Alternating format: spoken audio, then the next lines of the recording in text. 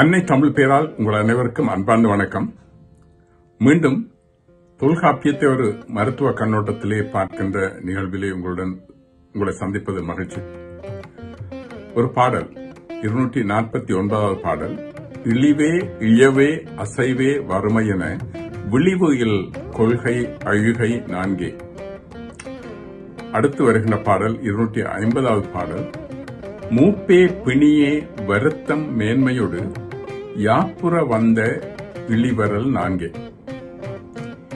இந்த முதல் பாடலிலே இழிவு என்பது பிறரால் இகழப்படுவதையும், இழவு என்பது இறப்பு அல்லது நிரந்தர பிரிவையும், அசைவு என்பது இயலாமையையும் குறிக்கும். வறுமை என்பது நாம் எல்லோரும் அறிந்தது. மன அழுத்தம் அதாவது ஸ்ட்ரெஸ் அல்லது மனச்சிதைவு டிப்ரெஷன், இவை பாரம்பரியம், சூழல் காரணிகள் போன்றவற்றினால் எமது மூளையின் சுரப்பில் ஏற்படுகின்ற மாற்றங்களின் காரணமாக ஏற்படுகிறது. ஒரு சாதாரண நிலையின் ஒரு விளிம்பில் இருக்கும் ஒருவருக்கு மற்றவர்களுடைய தொடர்ந்த இழிவு பேச்சு அல்லது அன்புக்குரிய ஒருவரின் இறப்பு அல்லது பிரிவு, உடல் சார்ந்த அல்லது உள்ளம் சார்ந்த இயலாத்தன்மை, வறுமை என்பன அவர்களை ஆழ்ந்த மனச்சிதைவுக்கு உள்ளாக்கிவிடும் அபாயத்தை நாம் மறந்துவிடக்கூடாது.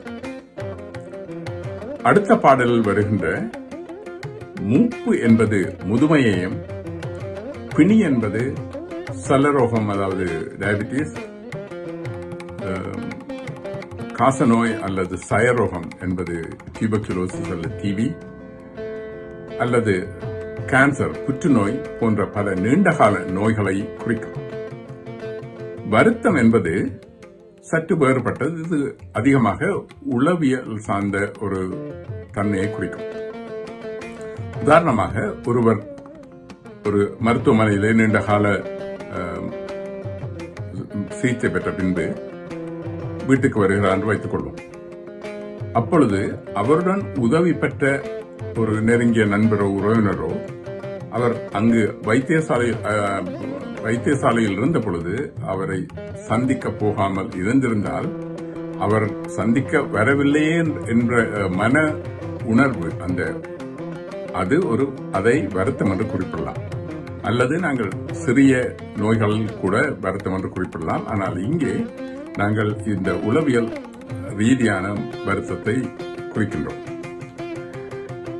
எனவே, அல்லது இன்னும் ஒருவர் எடுத்துக்கொண்டால், தான் விரும்பிய ஒன்றை,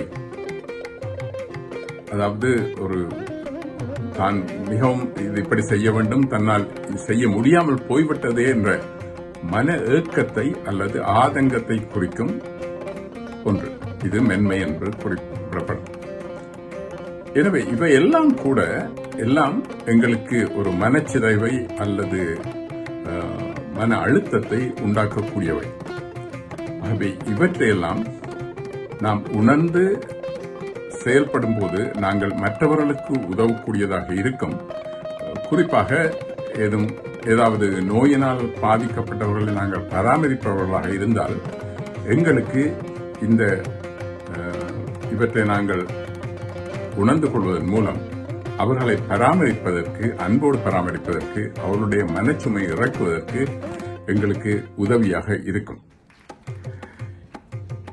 இதை நான் 2 நூல்களை பற்றி இங்கு நான் இதுவரை குறிப்பிட்டிருந்தேன். அதாவது, ஒன்று திருக்குறள், 2வது தொல்காப்பியம். நாங்கள் எண்ணி பார்த்தால் எமது திரவியங்களாக பேணி பாதுகாக்கப்பட வேண்டிய இந்த நூல்கள்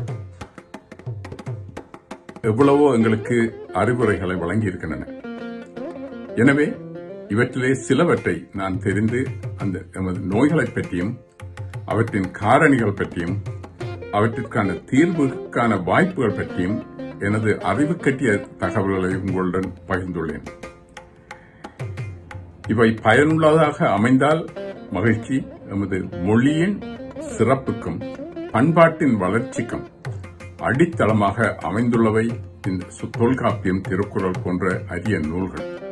இவற்றை தந்த எமது அறிவியல் மேம்பட்ட ஆண்டோர்களை வணங்கி உங்களிடமிருந்து விடைபெறுகிறேன். நன்றி, வணக்கம்.